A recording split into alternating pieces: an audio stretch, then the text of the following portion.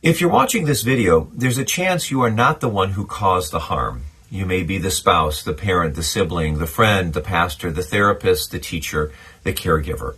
Or you may be someone who did cause the harm, but you're watching because you don't understand why receiving care feels so fraught, so tense, so complicated. Well, this video is for both of you, because caring for somebody who has caused unintentional harm is one of the most emotionally complex tasks there is. It asks you to hold truths that seem to pull against each other. Somebody's been hurt deeply, and someone you love is responsible. Someone deserves grief and justice, and someone deserves care and protection. Our culture does not help much here. We're very good at outrage. We're good at punishment. We are good at choosing sides. We're not very good at holding complexity. So people who love someone who has caused harm often feel lost. What am I allowed to feel? What am I allowed to say? How do I support them without minimizing what happened? How do I grieve without betraying anyone? There are no scripts for this. And in the absence of scripts, many people, they default to extremes. Either they withdraw completely, afraid of being seen as complicit, or they rush to defend, minimize, or explain away what happened, afraid of losing the person that they love. Neither extreme is healthy. Withdrawal leaves the person who caused harm isolated, which deepens shame and trauma. Defensiveness erases victims and corrodes trust. Care, when it's honest, lives somewhere in the middle. Caring for someone who is harmed does not mean excusing the harm. It does not mean denying the responsibility. It does not mean silencing grief. It means refusing to collapse a human being into the worst thing they've ever done. Now, that distinction matters.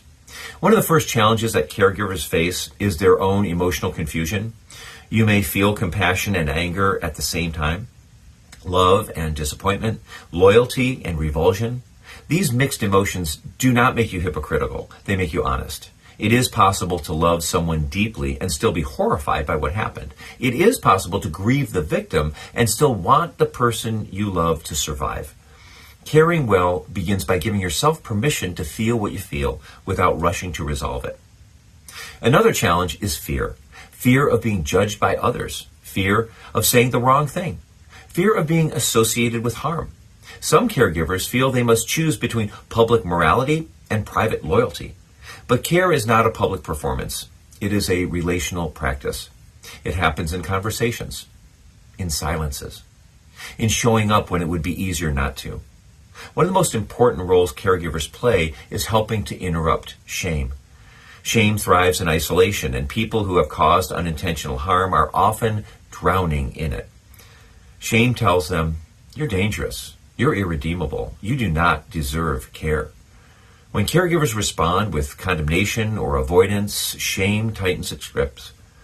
When caregivers rush to reassurance or denial, shame simply goes underground. But when caregivers respond with truthful presence, something different becomes possible. Truthful presence says, what happened matters, the harm is real, and you are still human. That combination is rare and is powerful. Another key role caregivers play is helping the person who caused harm stay grounded in reality. Because trauma distorts thinking. People may catastrophize. They may believe their life is over. They may believe that they're incapable of goodness. Caregivers can help by gently challenging these distortions, not with platitudes, not with pressure to move on, but with steady reminders of who this person has been over time. This does not erase responsibility. It contextualizes it.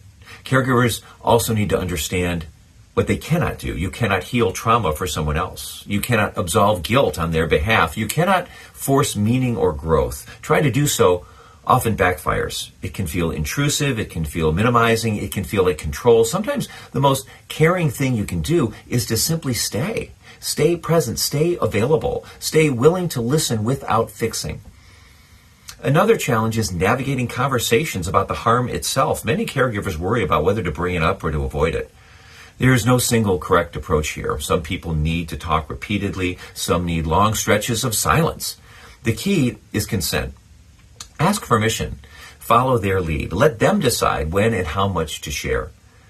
And be honest about your own limits. You are allowed to say, hey, I need a break from this conversation. You are allowed to say, I don't know what to say, but I'm here. Caregivers also play a critical role in encouraging professional support.